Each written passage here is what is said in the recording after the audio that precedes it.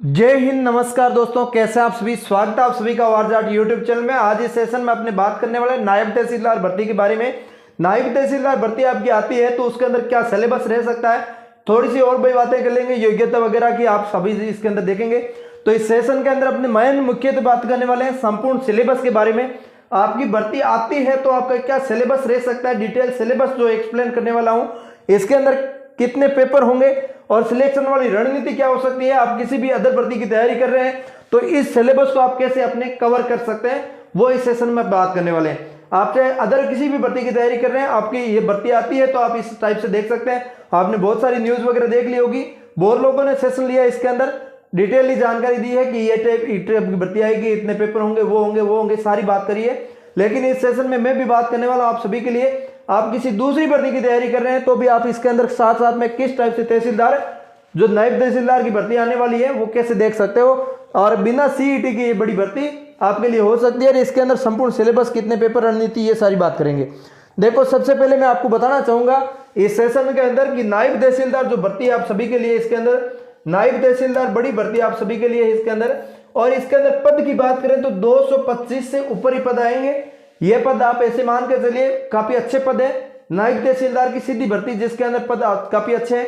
जैसे कि आपकी ईओआरओ की भर्ती आपने काफी साल बाद में सुनी है, और इस टाइप के पेपर लीक वगैरह वो छोड़ो, इसको छोड़ो, लेकिन इसके अंदर मैं बात करने वाला हूँ ईओआरओ की। काफी लंबे समय के बाद आपने ईओआरओ की भर्ती सुनी और भर्ती के अंदर आपने फॉर्म भरे हैं और देखा है कि कम भी सीटें थी। इतने बड़े पदों पर भर्ती आती है तो बहुत कम सीटों पर ही आती है।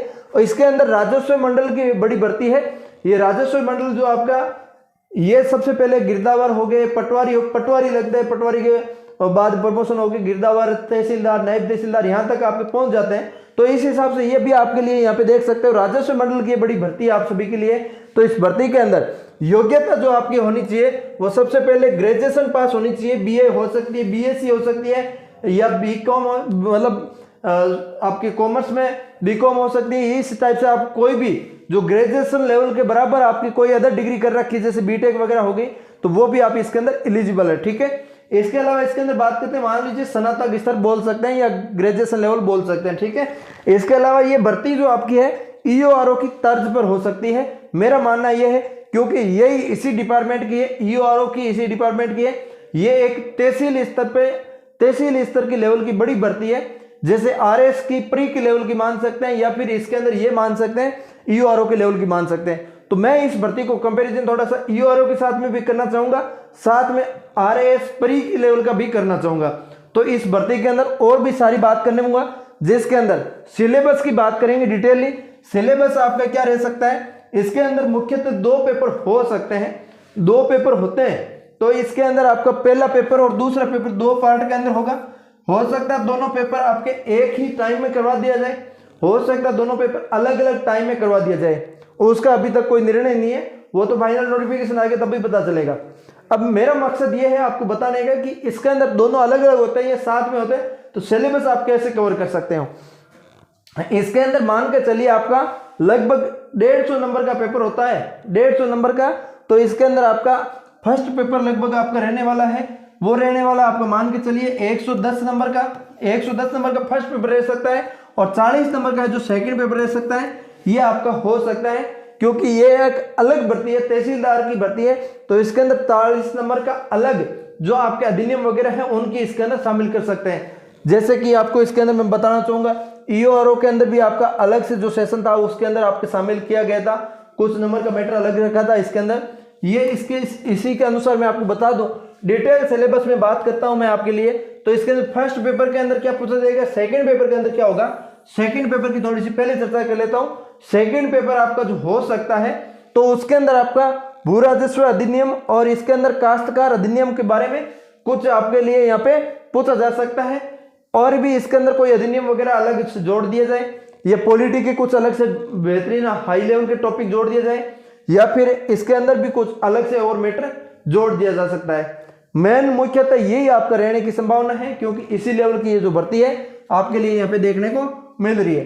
फर्स्ट सेकंड पेपर में 40 नंबर तो आप एज इट इज इसको छोड़ दीजिए कि आप भर्ती आती है तभी आपको इसके अंदर पढ़ना है कि क्या पढ़ना है क्या नहीं पढ़ना, वो उस टाइम में आपको फिर से बता दूंगा भर्ती जब आएगी तब। ये अदर स्टेटों के अंदर नायब तहसीलदार की भर्ती आती है, जैसे हिमाचल के अंदर आई है, मध्य प्रदेश के अंदर आई थी, 4000 प्लस पदों पर आई थी मध्य प्रदेश के अंदर। इस टाइप से कई बार भर्तियां आती है, अदर स्टेटों के अंदर आती है, तो उसके अंदर भी इस टाइप का मैटर इसके अंदर पूछा जाता है। सारा एनालिसिस करने के बाद मैं आपको बताने की कोशिश कर रहा हूँ।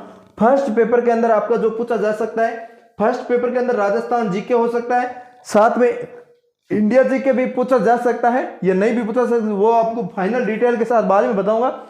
लेकिन इसके अंदर एक बार मैं राजस्थान जीके इंक्लूड करता हूं, मैं मेरी तरफ से बता रहा हूं आपको सिलेबस की, ये आपको पूछा जा सकता है।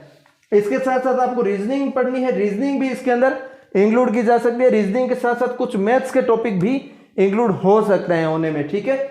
सामान्य विज्ञान इसके अंदर तीनों सब्जेक्ट है, बायोलॉजी, केमिस्ट्री, फिजिक्स, तीनों सब्जेक्ट इसके अंदर बेसिक इंक्लूड हो सकता है 10वीं लेवल का। इसके अंदर करंट अफेयर्स आएगा तो वो भी आपका इसके अंदर इंक्लूड होगा। इसके अलावा इसके अंदर राजस्थान जीके के अंदर, इसके अलावा इसके अंदर कंप्यूटर की बात करें तो कंप्यूटर भी कुछ क्वेश्चन देखने को मिल सकता है, क्योंकि तहसीलदार का थोड़ा सा काम इसके अंदर कंप्यूटर पे भी पड़ता है, तो उस हिसाब से कंप्यूटर के भी 10 नंबर का एड इसके अंदर हो सकता है होने में, ठीक है। 6-7% तक इस कंप्यूटर के भी आ सकते हैं, ठीक है।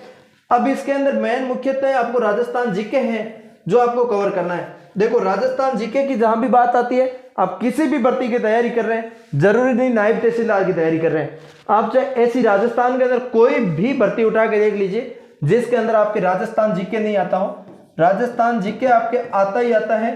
तो इस जीके को आप कैसे कवर कर सकते हैं? जीके को कवर करने के लिए आपको जीके के अंदर आपको पता है 4 विषय होते हैं। कितने विषय होते हैं? 4 विषय होते हैं। पहला विषय आपके यहाँ पे हिस्ट्री, यहाँ पे आपको इतिहास देखने को मिलेगा, इतिहास। इसके अलावा दूसरा आपके इसके अंदर भूगोल, इसके अंदर आपका भूगोल हो गया, ठीक है। इसके अलावा इसके अंदर आपका तीसरा इसके अंदर कला संस्कृति हो गया, कला संस्कृति, बिल्कुल कला संस्कृति। और इसके अंदर आपका चौथा हो गया इसके अंदर इतिहास, भूगोल, कला संस्कृति, राजनीति, राज व्यवस्था मान सकते हैं, राजनीति पॉलिटी मान सकते हैं, राज व्यवस्था, ये सारे इसके अंदर राजस्थान जीके के अंदर टॉपिक आ गए। 4 विषय इसके अंदर मुख्यतः रहते हैं जिसको आपको कवर करना ही करना है। आप किसी भी टाइप की आप भर्ती की तैयारी कर रहे हैं तो इसके अंदर 4 विषय इसके अंदर कवर होते हैं, और 4 विषयों की आप अलग से गाइड ला के पढ़ सकते हैं, ऑनलाइन कोर्स लेके पढ़ सकते हैं। मैं तो ये मानता हूँ राजस्थान भर्तियों की आप तैयारी कर रहे हैं तो ये सब्जेक्ट आप शानदार तरीके से कवर कर लीजिए। जैसे नायब तहसीलदार का मैं उदाहरण लेता हूँ तो चारों सब्जेक्ट का मान के 110 में से आपको मान के चलिए 15 नंबर की आपकी रीजनिंग चली गई, 10 नंबर की आपकी सामान्य विज्ञान चली गई, 10 नंबर का कंप्यूटर चला गया, तो ये आपकी 40 से 50 नंबर अकेला राजस्थान जीके कवर करेगा। 40 से 50 नंबर, तो 40 से 50 नंबर कवर करने के लिए आपको बेसिक राजस्थान जीके तो आना ही आना चाहिए। राजस्थान जीके में इतना कोई ज्यादा हार्ड लेवल का नहीं है। अपने प्ले स्टोर पे जाके OR जाट नाम से एप्लीकेशन डाउनलोड कर लेना। OR जाट नाम से इस एप्लीकेशन के अंदर सारा कंप्लीट नोट्स उपलब्ध करवा दूंगा मैं, पूरा अपलोड है इसके अंदर ऐप के अंदर।